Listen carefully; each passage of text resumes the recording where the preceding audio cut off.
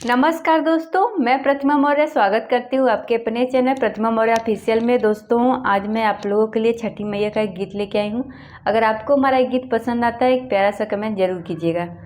कार्तिक मासे का महिनमा, कार्तिक हवे पूजवान। कार्तिक मासे का महिनमा, कार्तिक हवे पूजवान। मोरे स्वामी रहे परदेसवा, नारियल के करा से मंगाए।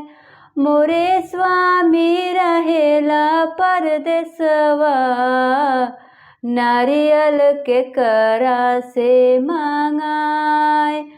चिट्ठिया हम भेज परदेसवा, नारियल पार्सल मंगाए। नारियल पार्सल मंगाए। कार्तिक मासे का महिनवा, कार्तिक हवे पूजवान। कार्तिक मासे का महिनवा, कार्तिक हवे पूजवान। मोरे स्वामी रहे परदेसवा, केलवा के करा से मंगाए। मोरे स्वामी रहे परदेसवा, केलवा के करा से मंगाए। चिट्ठिया हम भेज परदेसवा, केलवा पार्सल मंगाए। केलवा पार्सल मंगाए। कार्तिक मासे का महिनवा, कार्तिक हवे पूजवान। मोरे स्वामी रहे परदेसवा, दौरा के करा से मंगाए। दौरा के करा से मंगाए। चिट्ठिया हम भेज परदेसवा, दौरा पार्सल मंगाए।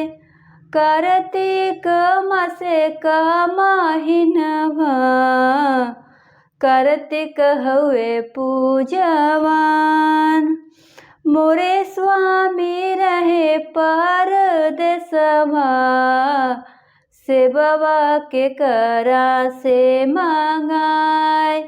मोरे स्वामी रहे परदेसवा, सेबवा के करा से मंगाए।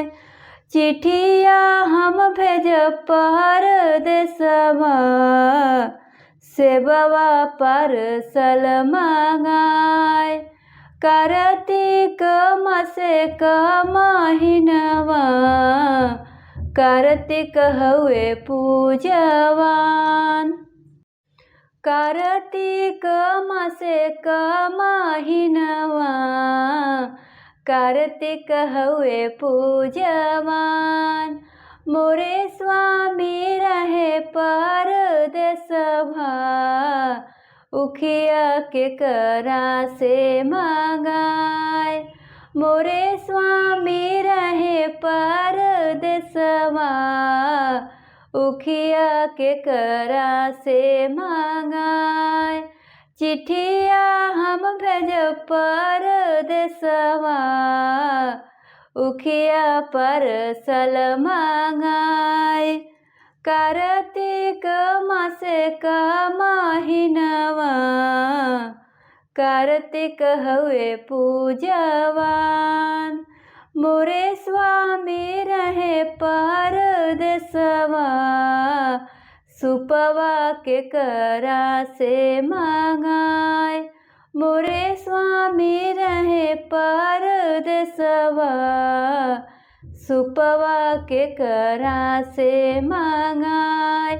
चिट्ठिया हम भेज परदेसवा, सुपवा पार्सल मंगाय, सुपवा पार्सल मंगाय।